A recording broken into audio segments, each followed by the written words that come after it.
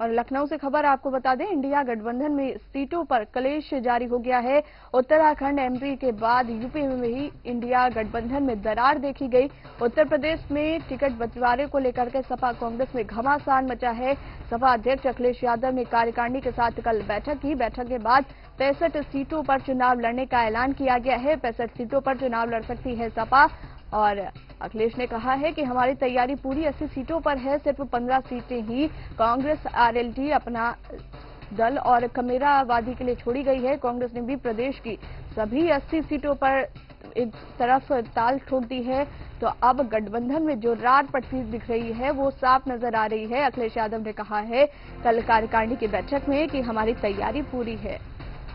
जहां पर सपा अध्यक्ष अखिलेश यादव ने कल कार्यकारिणी के साथ बैठक की और बैठक के बाद 65 सीटों पर चुनाव लड़ने का ऐलान किया है। और इस पर बात करने के लिए संवाददाता अमन हमारे साथ जुड़े हुए हैं।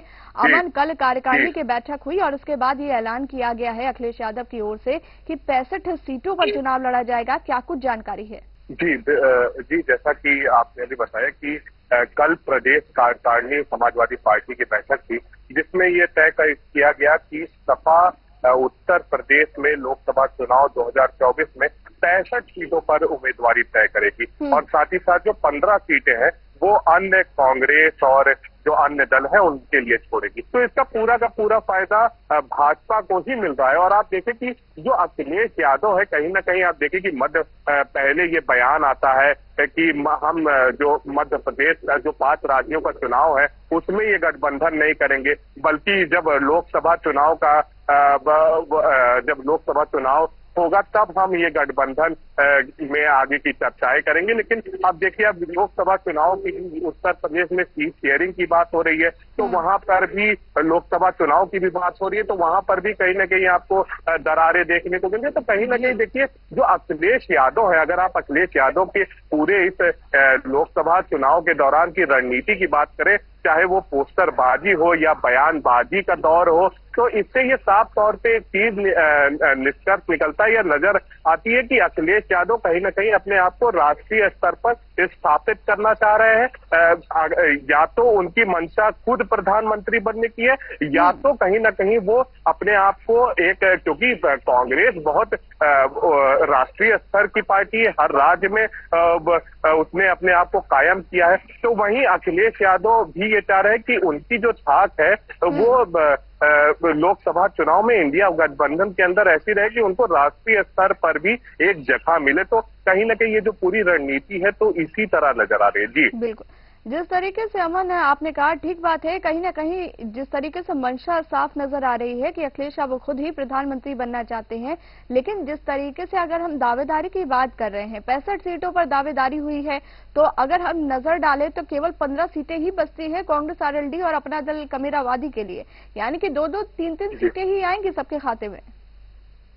जी बिल्कुल, अगर देखिए तो क्योंकि इंडिया अलायंस में जितनी भी सहयोगी दल हैं और जो भी उत्तर प्रदेश से जो भी सहयोगी दल है उनके हिस्से में कहीं ना कहीं सपा के इस उम्मीदवारी के बाद जो उन्होंने 65 सीटों पर ऐलान किया है उम्मीदवारी का, उसके बाद कहीं ना कहीं अब 2 ही 3 सीटें हैं। और कांग्रेस अगर उसका उत्तर प्रदेश में या राष्ट्रीय स्तर पर जो एक पूरा कायम है, तो वहां पे सिर्फ 2-3 सीटों पे तो जहां तक है वो नहीं लड़ेगी। तो इसके लिए अब जो कांग्रेस है वो 80 के 80 लोकसभा सीटों पर अपनी दावेदारी ठोक रही है जो उत्तर प्रदेश में। और सहयोगी दल, अब देखना ये अहम होगा तो कि इंडिया गठबंधन के अंदर के जो सहयोगी दल है वो और जो उत्तर प्रदेश में अपने आप को स्थापित किए हुए हैं, वो किस तरफ जाएंगे, या वो सपा की तरफ जाएंगे या वो कांग्रेस की तरफ जाएंगे। तो कहीं ना कहीं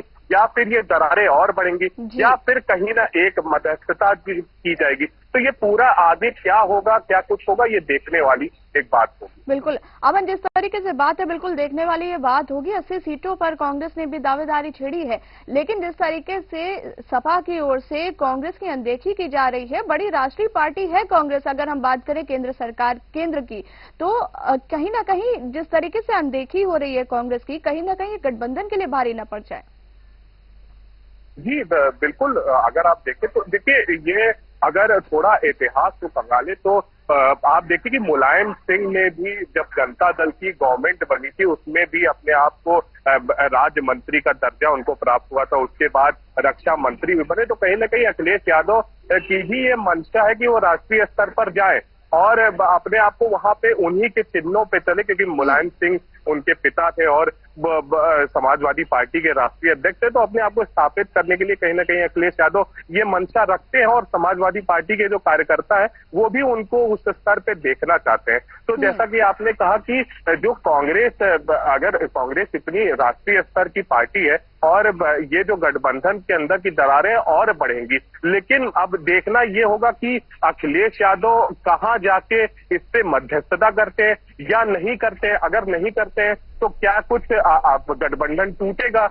अगर गठबंधन टूटेगा, क्योंकि हिंदी, अगर आप इंडिया गठबंधन के अंदर के तमाम चेहरों की बात करें तो देखिए राहुल गांधी हैं, बीआरएस तेलंगाना में जो बीआरएस के चीफ हैं चंद्रशेखर राव वो हैं, नीतीश कुमार है बिहार से, फिर ममता बनर्जी है। लेकिन अभी जो अभी जो दरारें दिख रही है वो हिंदी हार्टलैंड जो जैसे उत्तर प्रदेश में ही आपको देखने को मिल रही है, वो अखिलेश यादव द्वारा ही देखने को मिल रही है। तो गठबंधन सपा कहीं ना कहीं अगर अलग होती है तो गठबंधन पे कितना असर पड़ेगा, कितनी पार्टियां उससे हटेंगी या फिर उसमें मध्यस्थता होगी, तो ये देखने वाली एक चीज होगी कि आगे क्या कुछ होगा, मध्यस्थता होगी या फिर ये टूटेगी। बिल्कुल, लेकिन जिस तरीके से रार है, बिल्कुल अमन, जिस तरीके से रार है वो देखने को साफ मिल रही है और आगे क्या कुछ होता है, किस तरीके से आपसी सामंजस्य बनता है गठबंधन में, ये देखने वाली बात होगी। अमन, जुड़ने के लिए आपका शुक्रिया। तो कल कार्यकारिणी की बैठक हुई सपा की और अखिलेश यादव के तेवर साफ तौर पर देखने को मिले हैं। 65 सीटों पर चुनाव लड़ सकती है सपा और अखिलेश यादव ने कहा है कि हम पूरी 80 सीटों पर चुनाव लड़ने के लिए तैयार हैं। 65 सीटों पर कहा गया है कि सपा अपनी दावेदारी पेश करेगी, बाकी जो 15 सीटें हैं वो कांग्रेस समेत अन्य पार्टियों के लिए छोड़ी जाएंगी।